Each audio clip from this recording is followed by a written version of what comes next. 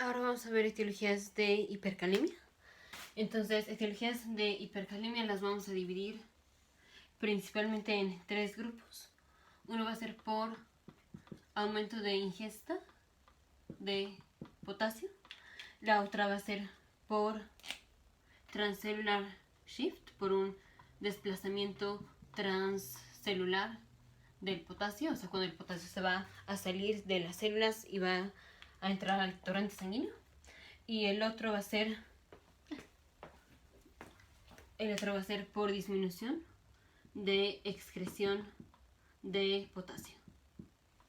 Entonces, los que están por aumento de ingesta de potasio puede ser iatrogénico o puede ser literal porque el paciente está consumiendo mucho potasio, que generalmente va a ser en agrios o en la papa. Cosas que contienen mucho potasio son más que nada el plátano y la naranja. Ahora, cuando es por desplazamiento del potasio, esto es cuando tenemos un paciente que tiene deficiencia de insulina, porque la insulina hace que el potasio se meta a la célula. Si no tenemos insulina, el potasio no se mete. Entonces aquí estamos hablando de diabetes mellitus tipo 1 principalmente.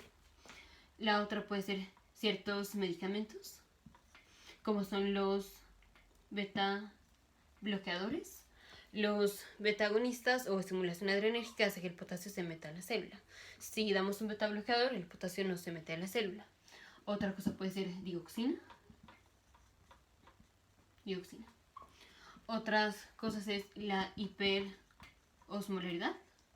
Eso hace que el potasio se salga de la célula. La otra es la la acidosis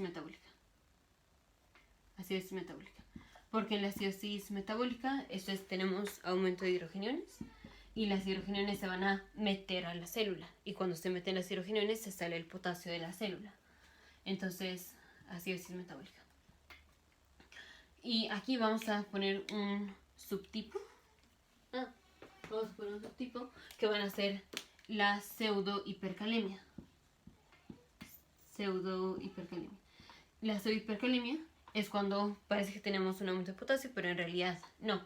Y esto es cuando tenemos trombocitosis. Son muchísimas plaquetas, generalmente más de 1 millón.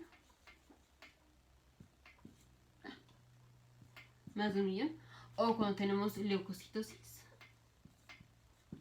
O cuando nos retrasamos en procesar la muestra de laboratorio. O cuando el paciente hace puño, cuando le ponemos el torniquete para hacer la flebotomía. Entonces le ponemos un listón o lo que sea aquí para que sea más fácil ver la vena, y si al paciente le decimos que haga así, eso puede aumentar la concentración de potasio falsamente. Y la otra es cuando esto va a ser por un artefacto, pero cuando se pone o cuando entra la sangre en una dirección oblicua al tubo. Entonces está, por ejemplo, aquí está el tubo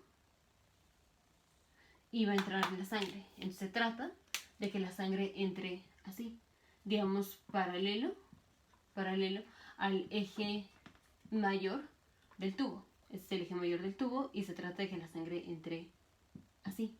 Si la sangre entra oblicua, entonces aquí está otro tubo. Y la sangre entra oblicua. Entonces si la sangre entra así, la sangre son básicamente glóbulos rojos. Y entonces cuando entran así van a chocar con el tubo. Y al chocar con el tubo, los glóbulos rojos se pueden romper. Y dentro de las células tenemos potasio. Entonces si se rompen, si tenemos lisis de los eritrocitos, se libera potasio aquí a la muestra, que es la que vamos a procesar. Entonces falsamente parece que el paciente tiene hipercalemia, pero en realidad no.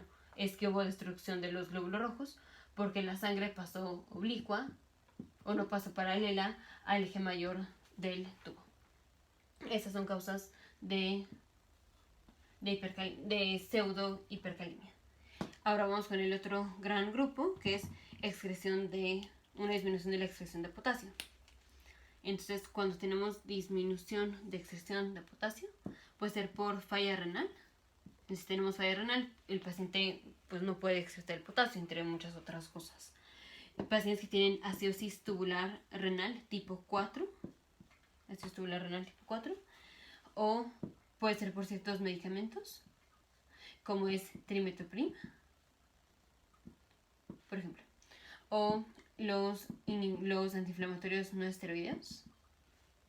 Y la otra subclasificación es por disminución de efecto de aldosterona. Y aquí tenemos muchísimas cosas. Cosas que disminuyen el efecto de la aldosterona, pues cuando tenemos déficit de aldosterona, que puede ser por adrenalectomía, o sea, cuando quitamos las glándulas suprarrenales, o adrenalitis, o enfermedad de Addison, cuando tenemos daño o insuficiencia de las glándulas suprarrenales, que es la enfermedad de Addison, o por ciertos medicamentos, lo voy a poner aquí, por ciertos medicamentos, como es si inhibimos el eje de renina-angiotensina-aldosterona. Entonces, cosas que inhiben el eje de renina-angiotensina-aldosterona es, por ejemplo, los YECAs, los inhibidores de la enzima convertida de angiotensina, como es enalapril, captopril y todo lo que acaba con pril. Los antagonistas de los receptores de aldosterona, por ejemplo, como es el Atacan o Candesartan, por ejemplo. La otra es los diuréticos ahorradores de potasio, que tenemos dos tipos de diuréticos ahorradores de potasio.